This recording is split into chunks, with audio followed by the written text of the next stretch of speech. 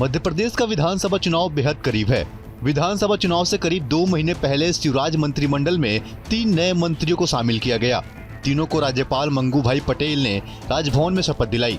नए मंत्रियों में सबसे पहले महाकौशल से गौरीशंकर बिसेन, विंध्य से राजेंद्र शुक्ला और बुंदेलखंड से राहुल लोधी ने शपथ ली। शिवराज कैबिनेट में अब 33 मंत्री हो गए हैं। एक पद अब भी खाली है। मंत्रिमंडल विस्तार के लिए शुक्रवार देर रात सीएम शिवराज ने राजभवन पहुंचकर राज्यपाल मंगूभाई पटेल से मुलाकात की। दोनों के बीच करीब 10 मिनट तक चर्चा हुई।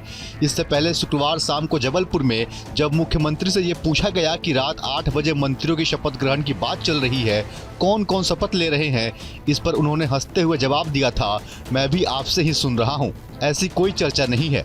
इसके बाद अचानक से मंत्रिमंडल विस्तार हो जाता है। मंत्रिमंडल विस्तार पर पूर्व मुख्यमंत्री और प्रदेश कांग्रेस कमेटी के अध्यक्ष कमलनाथ ने कहा, ये मंत्रिमंडल नहीं, भ्रष्टाचार की मित्र मंडली का विस्तार है। उन्होंने ट्वीट किया कि जब कार्यकाल हो रहा है समाप्त और गिरने वाली है सरकार, तब मध्य प्रदेश में मंत्रिमंडल का हो रहा है विस्तार। विदाई के समय स्वागत गीत गाने वाली भाजपा सरकार अब विस्तार क्या, पूरा मंत्रिमंडल भी बदल दें तो भी हार निश्चित है। वहीं बात मंत्री बनने वाले विधायकों की करें तो राजेंद्र शुक्ला मध्य प्रदेश के रीवा सीट से 4 बार के विधायक रहे हैं। इससे पहले भी मध्य प्रदेश सरकार में मंत्री रह चुके हैं। गौरीशंकर बिसेन बालाघाट सीट से 7 बार के विधायक रहे हैं। और अंत में राहुल सिंह लोधी, ये पूर्व सीएम उमा भारती के भतीजे हैं। इन तीनों को शिवराज मंत्रिमंडल में शामिल किया गया है। लेकिन इन सबके बीच ये समझना बेहद जरूरी है कि आखिर मंत्रिमंडल विस्तार की जरूरत क्यों पड़ी। मध्य प्रदेश कैबिनेट में अभी 23 कैबिनेट मंत्री हैं, 7 राज्य मंत्री हैं। ज्योतिरादित्य सिंधिया के बीजेपी में आने के बाद गठित मंत्रिमंडल को लेकर पूर्व मुख्यमंत्री उमा भारती कई मर्तबा यह कह चुकी हैं कि मंत्रिमंडल में जातीय संतुलन नहीं है। उमा के इस बयान के पीछे की वजह यह है कि मौजूदा मंत्रिमंडल में लोधी समाज का एक भी विधायक मंत्री नहीं है, जबकि पिछली भाजपा की सरकारों में कुसुम महदेल और जालन सिंह पटेल मंत्री थे।